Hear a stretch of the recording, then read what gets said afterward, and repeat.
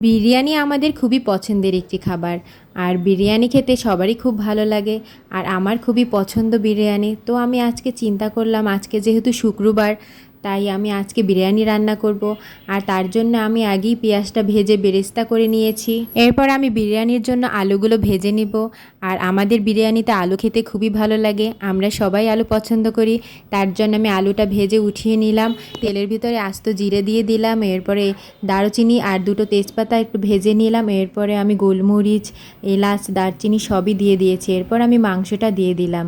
আর মাংসর পরে আমি পেঁয়াজগুলো দিয়ে দিয়েছি, আদা বাটা, রসুন বাটা, জিরা বাটা, বাদাম বাটা এবং আলাদা একটা মশলা করা আমার, সেটাও আমি দিয়ে দিয়েছি। এরপর আমি ভালোভাবে মাখিয়ে নেব মশলার সাথে, আর কষিয়ে নিতে হবে, তাহলে আরও খেতে অনেক বেশি মজা হবে।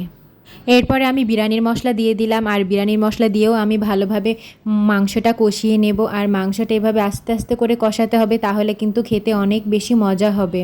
আর মাংসটা এভাবে করেই আমি অল্প আঁচে কষাতে থাকি। আর এরপরে আমি টক দই দিয়ে দেব। আর টক দইটা পরিমাণ মতো দিতে হবে। এরপরে আমি আস্ত কয়েকটা কাঁচামরিচ দিয়ে দিয়েছি ঝালের জন্য এবং আলাদা একটা সেন্ট আসবে তার জন্য।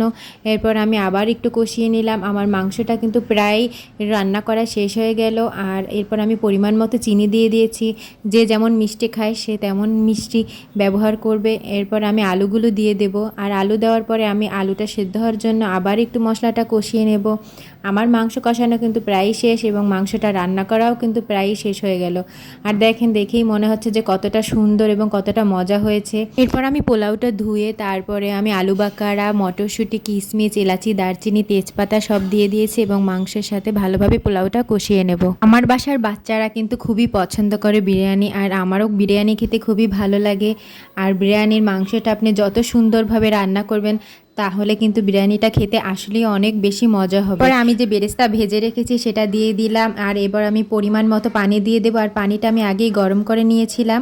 এরপর আমি রাইস কুকারে দিয়ে দিয়েছি। আর দেখেন, আমার বিরিয়ানিটা প্রায় হয়ে গেল। এরপর আমি উল্টে পাল্টে নেব এবং বিরিয়ানিটা দেখেই মনে হচ্ছে যে অনেক মজা হয়েছে। আর আমার বিরিয়ানি খেতে কিন্তু আসলেই অনেক মজা হয়। এরপর আমি আবার একটু বেরেস্তা দিয়ে দিলাম।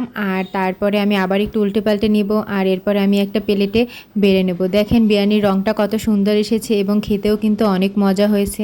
আর বিরিয়ানির মাংসটা কিন্তু এতটাই নরম এবং সফট হয়েছে যা বলার মতো না। আমি আবার একটু বেরেস্তা দিয়ে দিয়েছি, কারণ বেরেস্তা দিলে কিন্তু খেতে অনেক বেশি মজা হয়। আর তারপরে দেখেন ফাইনাল লুকটা কত সুন্দর এবং কত মজা হয়েছে। আমার ভিডিও যদি আপনাদের ভালো লাগে তাহলে অবশ্যই পাশে থাকবেন।